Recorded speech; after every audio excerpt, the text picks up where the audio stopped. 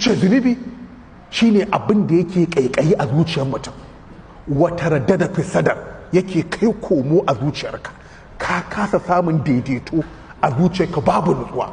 Wa karita an yuttali alaihin nas, sai kake kyamatar wannan abin kada al'umma su san shi.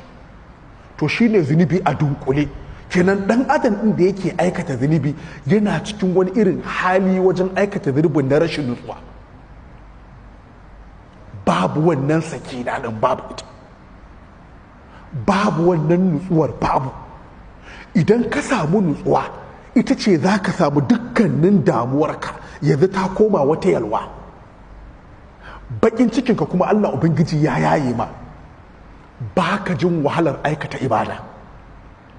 Daga lokacin da kake ibada za ka rinka jin kana jin daɗi. Shi yasa sahabban manzon Allah sallallahu alaihi wasallam in za su yi sallah daɗin ta suke ji. Khubaybul Ansari, kamar inda ya zo a cikin Sahih Bukhari, wallahi kashe shi za a yi. Domin lokacin da aka yaƙi na Badar, wani abu ne ya faru, an yi yaƙin Badar, su kuma suka fita da su da su Ibn Dasina da kuma wasu jama'u da wanda manzon Allah ya aika su, aka kama su, aka sayar da su a matsayin bayi. Khubaybul Ansari da aka